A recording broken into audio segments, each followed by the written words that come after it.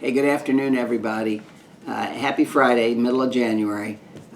Again, trying to do a little video for everybody at GVRA. Continue to hope that you're having a good new year and a good start to this new year. A couple updates I wanted to share with you, and I do have a little cheat sheet in front of me, so I apologize if I have to look down to remember what it is I want to talk to you about. First thing is, we had an interesting event today, and that was really the opening of the Liberty Plaza. The Liberty Plaza is a very nice park that has been built right next to the Capitol. And in the park is a replica of the actual Liberty Bell itself. And the governor and Mrs. Deal rang that bell 3 times today at the opening of the Liberty Plaza. When you're ever in Atlanta, or if you ever have a chance to come to Atlanta, I would suggest you stop by and look at the park. The park is going to be available actually for people to voice their issues, whatever they are. It's kind of a protest, a demonstration park. But anyway, it's a beautiful day here in Atlanta, and the park is now open, Liberty Plaza.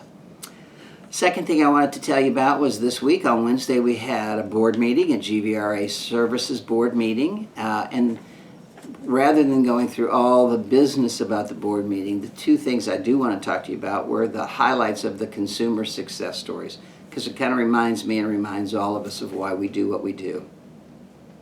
The first success story that our board heard was from a young woman named Leslie Quiller, and she talks so highly about her VR counselor and how her VR counselor really helped her change her life. She received services from the Tommy Nobis Center, which is now called Nobis Works, but she was so impressive as a young lady. She has a job and she's thrilled with her job, and so it was a great success story. And the second success story we heard was from a young lady named Jordan Collins, who is currently a student on her second go-around at Roosevelt Warm Springs. She wasn't successful the first time, but she came and spoke to the board about what a difference this time at Warm Springs is for her, and she talked about all the really neat changes at Warm Springs and how they are much more engaging with her program, much more structured with her activities to hold her more accountable, and she just presented a great story as well. So it was really nice to hear those 2 stories. Every board meeting we try to have 2 success stories, at least one from our provider community and one from one of our programs, to share with the board, and it really does kind of ground what we do, and so I wanted to share those with you.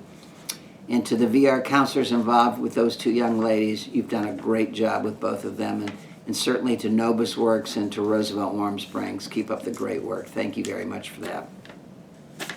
Third note I've got is the legislature is in session. It started this past Monday with the inauguration of all of our constitutional officers. And so now that the legislature is in session, probably the first thing that's important to you that's on the agenda is budget hearings.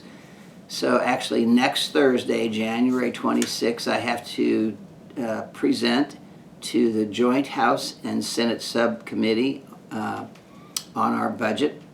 To the best of my ability, as far as I know, our budget is pretty much a flat line for the rest of this year. We haven't actually seen the budget yet. We're to get that this afternoon, so I'll be presenting next Thursday to the joint session.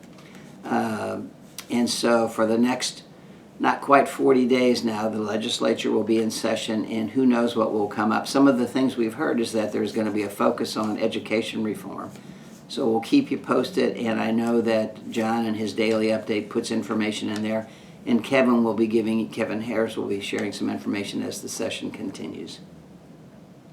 The last point I've got to talk about, and I'm trying to think of how to start off this segment, but really I was struck by the horrific incident that happened in Paris, France, the killing and murder by terrorists of all of those individuals who worked at that French newspaper, which was called Charlie Hebdo.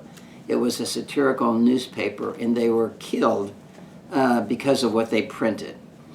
What was impressive about the unfortunate incident, though, over this past weekend was the solidarity march that took place in Paris, where if you saw it on the news or if you followed it in the paper, people from all walks of life in all countries came forward, and they were wearing and carrying signs that said, "We are Charlie." I'm going to try to say it in French, "Je suis Charlie." which basically means we all stand for the same thing, which in this case was freedom of speech.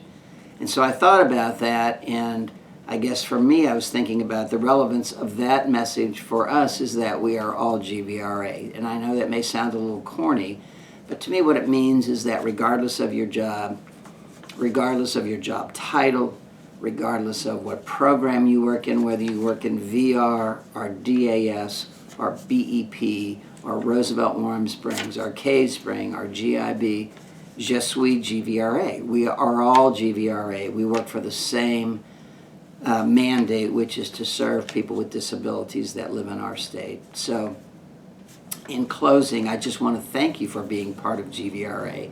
And I know that we don't say it enough, so I want to specifically say it again today in this video. Thank you regardless of your job title, regardless of your job, regardless of what we pay you, but thank you for what you do to serve Georgians with disabilities, and regardless of what program you are in. We are all GVRA, and I am proud to be your colleague. So I hope you have a great weekend, and we will talk soon. Thank you very much.